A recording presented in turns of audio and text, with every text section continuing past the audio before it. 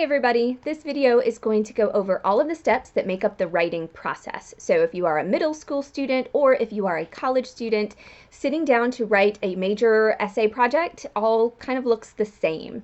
So this video is going to go over all of the steps that you should be going through to tackle those projects. Be sure to hit like and subscribe below to keep these videos coming. So we're going to start with the very first step in the writing process, and that is brainstorming. So that's really just taking your essay prompt or your writing project prompt and writing down everything that you already know about that particular topic. Consider it like a brain dump. You're going to dump anything that your brain comes up with related to that topic onto paper.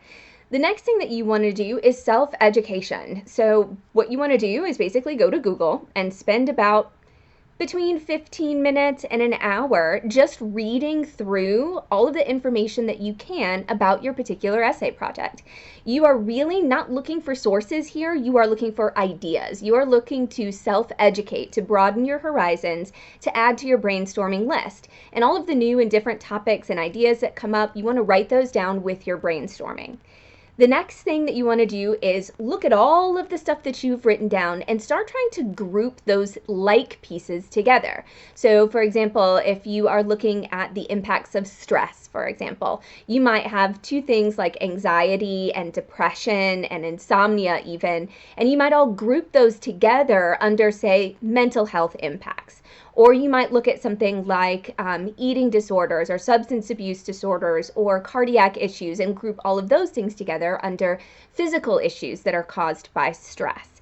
So you want to try to figure out, how can I group these ideas under umbrella terms? Umbrella terms are like broad terms that would cover a lot of different topics that you could write about underneath that particular term. Once you do that, then you look at your groups that you've created, and from those you write your thesis statement. Now your thesis statement is the core backbone of your entire essay project, whether you are learning the very basic 5-paragraph formula essay in middle school, or if you are a college student writing your master's level thesis. Your thesis statement in your essay is the most important sentence because it tells the reader exactly what the essay is going to be about. Ideally, particularly if you are looking at learning the 5-paragraph essay structure, this should list 3 things. Sometimes it could be 2 or 4 depending, but it's usually 3 things that are going to be the topics of each of your body paragraphs. It could also be the topics of each of your body sections depending on how long your essay is.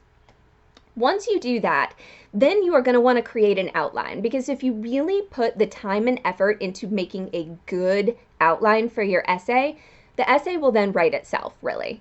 And I will give you an outline in another video that you can use whether you are a 5th or 6th grader who is learning this whole process, or if you are working on your master's level thesis essay. It is the same basic outline structure that will work for all of those things. And the first thing that you want to do is fill in the bones on that. And that's all the stuff that you can fill in based on your thesis statement. So you can fill in your thesis, you can fill in your topic and transitions for each of your body paragraphs. And that sort of sets up the structure of your essay as a whole. Now, once you've done that, then you actually need to get into your research and note-taking. I will give you a structure for how to take notes effectively, particularly if you are looking at doing a lot of research. Once you have done all of your research, you've collected a variety of sources, and again, you can check out my other videos on types of sources, primary, secondary, tertiary, making sure that you've included a variety of sources in your essay, particularly if that is appropriate at the secondary and post-secondary levels. Once you have completed your research, then you're going to go back to that outline and fill in all the meat. And the meat is the information that you've pulled from your sources that you are going to use to support and develop each of your body paragraphs. You take that research and you fill it in on the outline. When you're filling it in on the outline, if you take the time there to make sure that your citations are correct, when you go to write your essay, it will be much easier and much faster. The last thing that you want to do in terms of the beginning parts of the writing process is your works cited if you're doing MLA, or your references page if you're doing APA. So it depends on which, but that's your collection of sources that you are actually using in the essay. Make sure on that page that everything that you list on that page is cited in the essay. And anything that is cited in the essay must have a source listed on that page, whatever you're doing, APA or MLA. Once you've gotten those things done, then you want to actually start drafting your essay.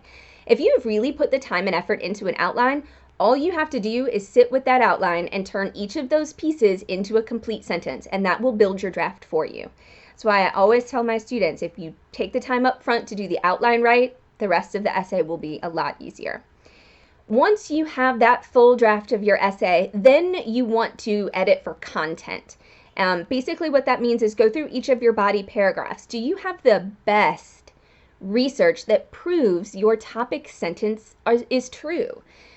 You don't want to have research or quotes or things like that that basically just restate your topic sentence. You want to avoid that. You're looking for the data that proves your topic sentence is true. So you want to go through each paragraph to check for, do I have the best content in each of these? Do I have the best research, the best support, the evidence that proves my topic sentence is true? And if you're not really sure, then ask yourself, I wonder if I can find something better. And this is the opportunity with this first draft to do exactly that. Then looking at your research in your body paragraphs, have you introduced that research with information about the author, the studies that were done, who funded it? What kind of background information did you give to introduce the data that supports your topic sentence?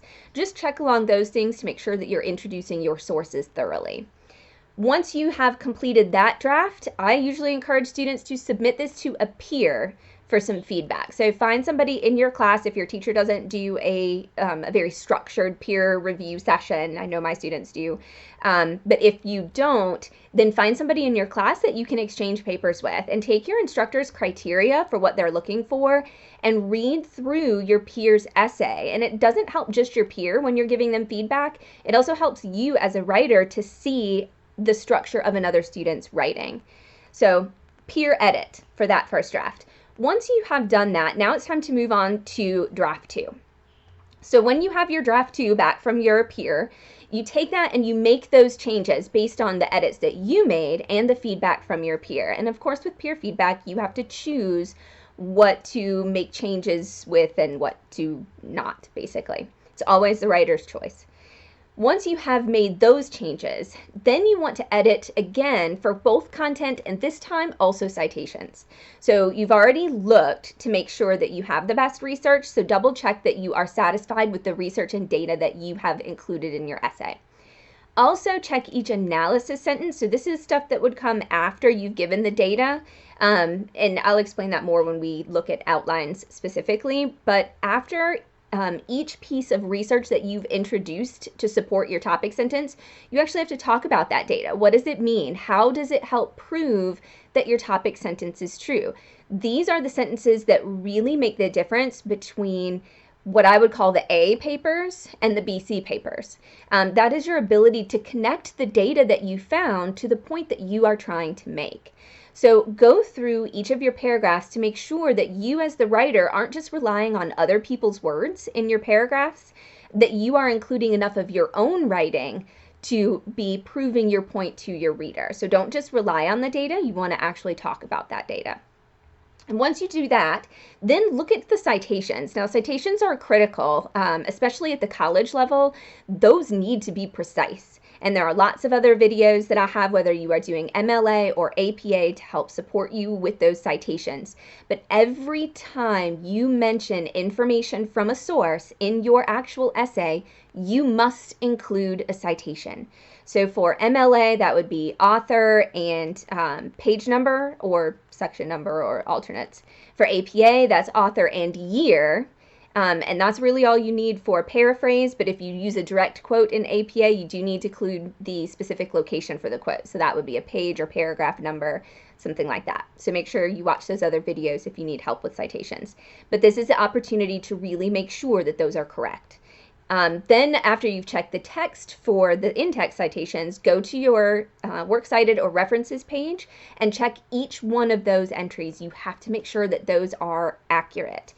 Citations really show the reader that you have done your due diligence as a writer, as an academic writer, as a scholarly writer, to cite the sources that you have pulled information from. That lends to your credibility as a writer. When we think about the sources that we choose to use in our essays, one of the key parts of choosing a good source is making sure that those sources are citing their sources. So you as a writer come off much more credible if you are citing your sources well and accurately. Once you have that draft done, I usually tell my students to submit this draft to an academic or writing tutor for feedback.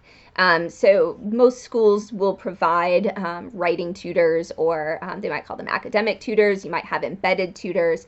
This would be an adult who's been through this class and can give very structured feedback on this essay. So submit that to a writing tutor of some kind, and then you'll get feedback from that.